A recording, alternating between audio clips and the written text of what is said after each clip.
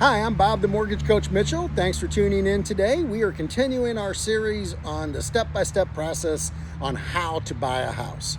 If you haven't watched the previous videos, there's about 4 that we've done so far, and they went into how to free up money to save, how to get yourself to actually save the money. Then we went into getting your credit in order. Now we're going to talk about employment/income. Now, basically, this is one of the most important things that an underwriter is going to look at, because your income is how you're going to pay the mortgage back. And that's our biggest concern is, are these folks going to pay the mortgage back in a timely fashion? So they take a real serious look at your income.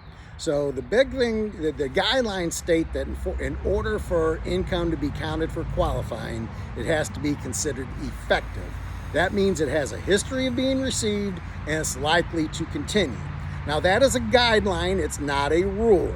The guideline states that we should take a look at the last 24 months, and at the income should have a history of being received for at least 24 months. Now, that's a guideline, not a rule. The rule is basically 12 months.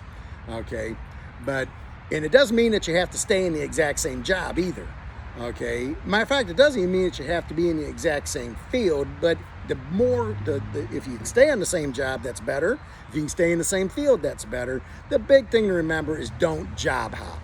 If you know that you're going to want to buy a house in the next year or two, stick it out, tough it out, bite your tongue. Okay, whatever you have to do to keep that job, keep the job. Okay, if you're self-employed, recognize that we are going to look at a 24-month history. So let's say that you started the business 2 years ago. Chances are you didn't make a whole bunch of money at it when you very first started. So we're going to take a look at a 24-month history of the income being received. So if you have a bunch of goose eggs at the beginning, that's going to really drop your average down. So it's generally better if you've been self-employed at least 2 years. Okay, and it helps to, now the other problem with self-employed folks is a lot of times you guys write off most everything that you make, and it's hard to qualify. Now, that doesn't mean there aren't programs that we can use to work around that, but generally speaking, they're going to be a little bit more expensive in terms of the interest rates and the fees and that sort of thing. But if it means putting you into a house, then that's all the much better. So anyway, again, the big lesson to take from this video regarding income/employment is don't job hop. Okay, if you do move the job, make sure it's in a positive direction. If you got another job where you can get a $20,000 a year raise, by all means, don't pass on it.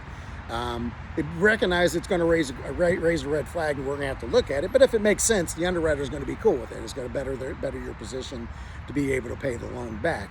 So, but don't job hop. Try to stay in the same field. They're also, again, these are guidelines, not rules. So if you're in a situation where you don't know if you can consider your income effective to qualify for a mortgage or not, reach out to me or to another experienced loan officer and find out how they're going to interpret it. Again, different people, even in the industry, have different interpretations of the guidelines. Some are more restrictive than others.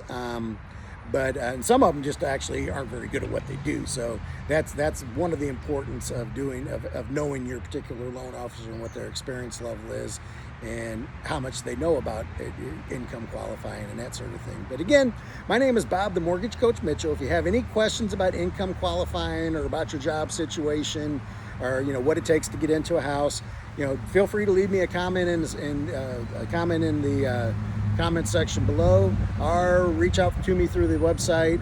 But give me a holler and let's talk about it. Now, let's put you into a house.